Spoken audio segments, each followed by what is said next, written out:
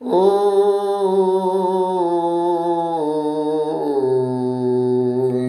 सच्चिदानंद।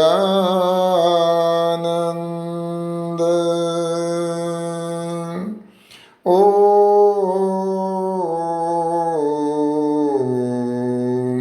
सच्चिदानंद।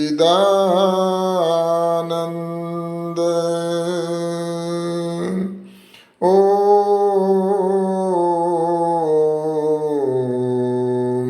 सच्चिदानंद।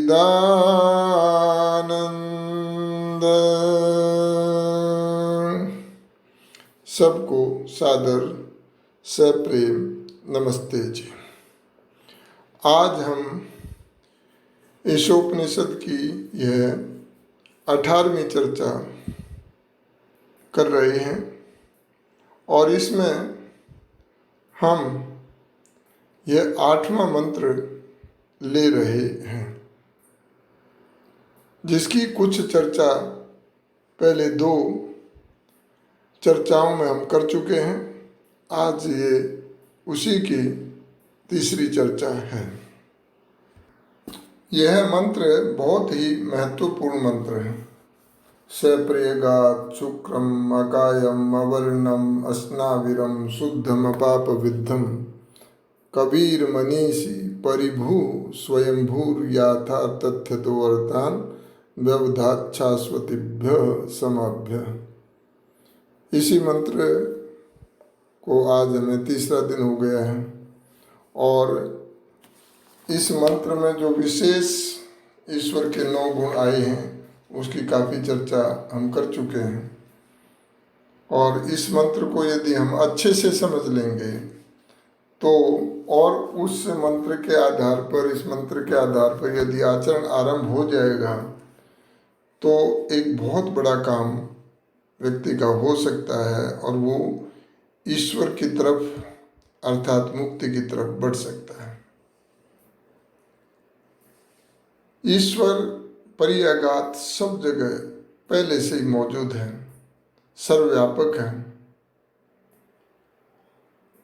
और जो भी ब्रह्म विद्या को प्राप्त करना चाहते हैं उनके ये बात हृदय में जम जाए, अंकित हो जाए और श्रद्धा और विश्वास हो जाए तो वह इस ब्रह्म विद्या के स्वच्छ और उन्नत रास्ते पर उसका एक ये कदम होगा बहुत बड़ा।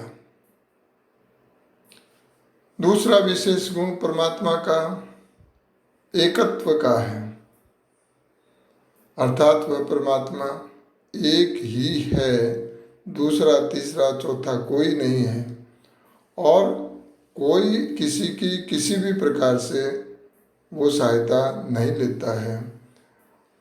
इसका भी उपासक को जब दृढ़ विश्वास हो जाता है तो उसके कदम मुक्ति की तरफ बढ़ने आरंभ हो जाते हैं। और फिर इस मंत्र में जो आया शुक्रम, और जो महर्षि स्वामी दयानंद ने कहा सब सत्य विद्या और जो पदार्थ विद्या से जाने जाते हैं उन सब का आदि मूल परमेश्वर है। तो ये शुक्रम क्या कहता है? जगत का आदि मूल कारण होना, ये ब्रह्म का ये एक विशेष गुण है। और फिर वो ईश्वर कैसा है? शुद्ध है। और जो व्यक्ति परमपिता परमात्मा की शुद्धता को देखते हुए, और यूं तो जीवात्मा स्वयं भी शुद्ध है, पवित्र है, परंतु जीवात्मा को जो शरीर रूपी उपकरण दिया है परमपिता परमात्मा ने, उसको स्वस्थ शुद्ध रखना भी आवश्यक है।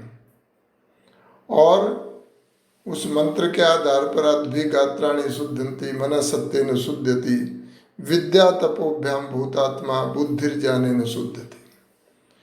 कि हम इस शरीर की शुद्धि तो जल से करें और मन की शुद्धि सत्य से करें और आत्मा की शुद्धि होती है विद्या और तप से और निर्मल ज्ञान से, पवित्र ज्ञान से बुद्धि शुद्ध होती है। और जब इस प्रकार से मनुष्य का व्यवहार शुरू हो जाता है और शुद्ध की तरफ बढ़ता है, तो समझो वो ईश्वर के आनंद की तरफ बढ़ रहा होता है। फिर कहा कि इसी मंत्र में अपाप विद्धम, कि मनुष्य को निष्पाप होना चाहिए। और निष्पाप होने के लिए क्या है? शुद्ध ज्ञान होना चाहिए, क्योंकि जो विपरीत ज्ञान है, विपरीत नॉलेज है, जो इग्नोरेंस है, वो हमें ईश्वर तक पहुंचने में सहायक नहीं होता और ईश्वर से दूर करता है। इसलिए सत्य शुद्ध विद्या का होना आवश्यक है। फिर एक गुण इसमें आया कवि। कवि का अर्थ होता है क्रांतदर्शी, सर्वद्रष्टा, ओमनिशियंट, सर्वज्ञ, जो सब कुछ जानता है और बहुत बड़ा वैज्ञानिक है। तो ऐसा जो परमपिता परमात्मा है, उसके गुण को धारण करके हम भी क्रांतदर्शी बने। हम सर्वद्रष्टा नहीं हो सकते, तो हम इतना तो हो सकते हैं कि हम चीज़ों को परखने में, समझने में विवेक बुद्धि को बना करके और हम बहुत कुछ प्राप्त कर सकते हैं। फिर एक गुण आया मनीषी, जो ईश्वर का गुण है, अर्थात पूर्ण ज्ञानी है ईश्वर। ये इस मंत्र में घोषणा होती है कि ईश्वर इतना ज्ञान है, ना तो और आवश्यकता है और ज्ञान लेने की, और ना उस नॉलेज में, उसके ज्ञान में कभी कमी हो सकती है। और फिर एक चीज और आई जो विशेष गुण है, स्वयंभू।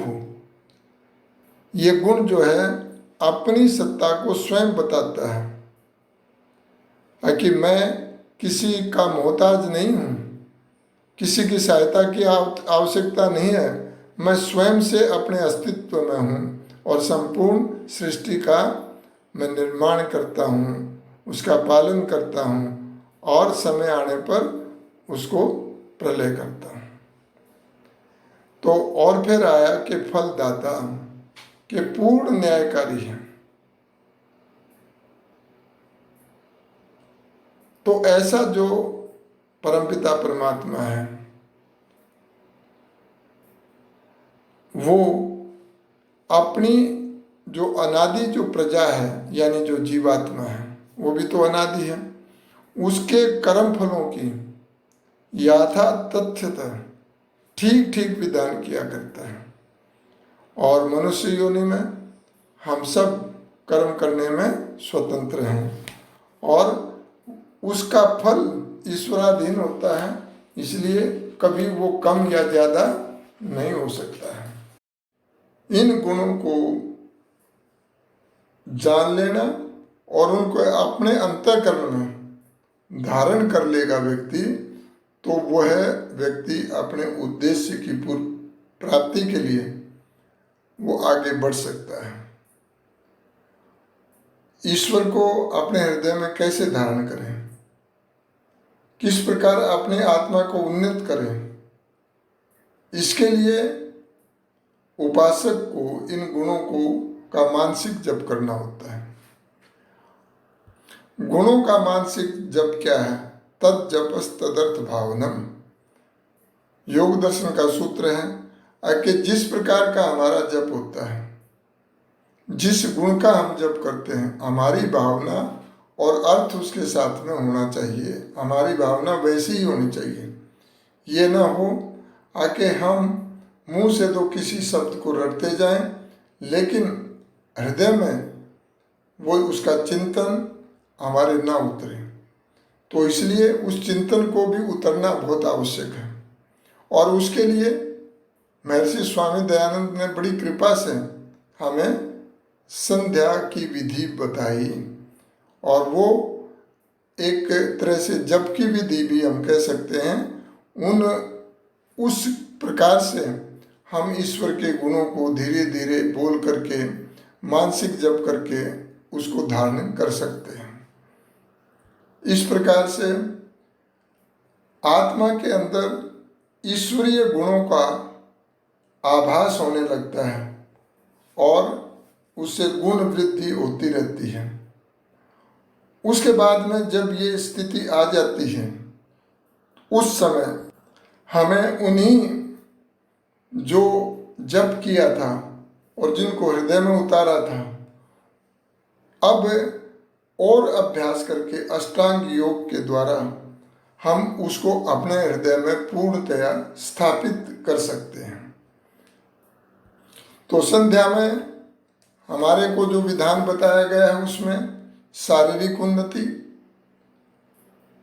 जिससे हमारी इंद्रियां बलवान, पवित्र और यशशाली बन जाए। मानसिक उन्नति, जिससे हृदय से द्वेष की भावना निकल जाए और प्राणायाम आदि उसमें बताए, और उसमें प्रत्याहार की प्राप्ति की योग्यता उत्पन्न हो जानी चाहिए। और तीसरा आत्मिक उन्नति, उसके लिए उपासना, जिसके 4-5 मंत्र उसमें दिए गए हैं। तो इस प्रकार से उनको हृदय में धारण करने का अभ्यास व्यक्ति करता है, और फिर अष्टांग योग का निरंतर अभ्यास व्यक्ति जब करेगा तो हम शुद्धता के साथ में ईश्वर की तरफ, उसके आनंद, ज्ञान, बल को प्राप्त करने की तरफ बढ़ सकते हैं। इसलिए जप का बहुत महत्व है, और इससे स्मृति का भी, जो कहते हैं बुद्धि का विकास, उसके लिए भी ये बहुत एक बहुत बड़ा साधन है। और केवल इस प्रकार का जब शब्दों को रटते रहना, ये जप नहीं कहलाता। जैसे का उसका अर्थ, उसकी भावना, उस योग्यता को समझना, हृदय में उस चीज़ को स्थापित करना। अगर हम ये कहते हैं ईश्वर न्यायकारी है, तो स्वयं न्यायकारी बनने का प्रयत्न करते रहना, जहाँ जहाँ जो जो चीज़ें हमारे हाथ में हैं। ईश्वर दयालु है तो स्वयं दयालुता को धारण करना पड़ेगा, तब केवल ईश्वर दयालु कहने से बात नहीं बनने वाली है। और जैसे इससे पहले मंत्र में आया था कि वो कौन सी स्थिति है जब व्यक्ति मोह शोक से छूट जाता है, तो यही वो स्थिति होती है कि जिस अवस्था में योगी समस्त ब्रह्मांड को परमेश्वर वही जानने लग जाता है कि तो सब परमेश्वर का ही है, तब उसे ऐसे एकत्व की भावना उसमें जागृत होती है, जिसमें ना कोई लोभ है, ना कोई मोह है, ना कोई शोक है, और इनसे वो बहुत ऊपर उठ जाता है। और ये भी ध्यान रखना है कि संसार में कोई भी व्यक्ति अपनी जो परमपिता परमात्मा ने बुद्धि की, मन की जो शक्तियाँ दी हुई हैं, उनका पूर्ण इस्तेमाल और या काफ़ी हद तक बहुत इस्तेमाल जो है वो योगी कर सकता है। सांसारिक व्यक्ति उसका पूरा इस्तेमाल नहीं कर सकता है। इस प्रकार यदि हम देखें तो हम पाएंगे ऋषि दयानंद का कार्यकाल लगभग 8 वर्ष का रहा, और उस 8 वर्ष में उन्होंने प्रचार भी किया, उन्होंने लेखन कार्य भी किया, उन्होंने बुक्स छापने के लिए यंत्रालय भी लगा दिया, कितने कितने काम किए। और आज हम सब मिलकर के भी उनकी जो जितने जो भाष्य किया है उनको भी पूरा विवेचन नहीं कर पा रहे हैं। ये क्यों? योगी का कार्य जो है वो पूरा जो परमात्मा ने उसको शक्ति दी है, उस शक्ति के अनुरूप वो पूरा इस्तेमाल करता है, जो सांसारिक व्यक्ति कभी कर नहीं सकता। अब ध्यान के विषय में भी कुछ अनर्गल बातें संसार में सुनने को मिलती हैं।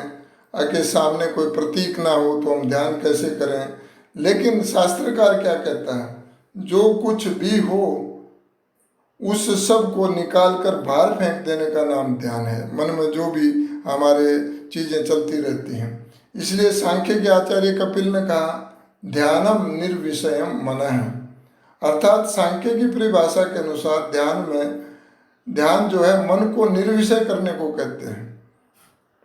निर्विषय का क्या अर्थ है?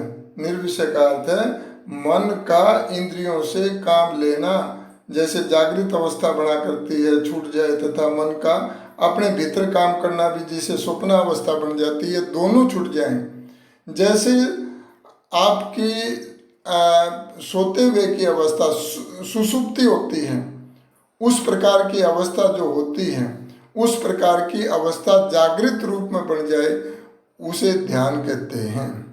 हम ये कह सकते हैं कि आत्मा की 2 प्रकार की शक्तियाँ हैं। एक वह जो सूक्ष्म और स्थूल शरीर द्वारा जगत में काम करती है, और जिसे आत्मा की बहिर्मुखी वृत्ति कहते हैं, और दूसरी वह जो आत्मा के अंदर काम करती है और जिसका नाम अंतर्मुखी वृत्ति है। दोनों वृत्तियों में से एक वृत्ति प्रत्येक समय काम किया करती है।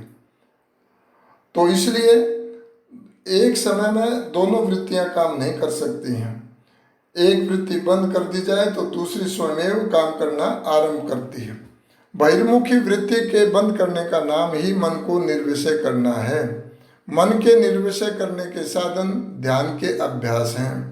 इस प्रकार मन के निर्विषय हो जाने मात्र से आत्मा की अंतर्मुखी वृत्ति स्वयं जारी हो जाती है। तो इन शब्दों के साथ में आपने ध्यान से सुना। आपका बहुत बहुत धन्यवाद। सबको सादर सप्रेम नमस्ते जी।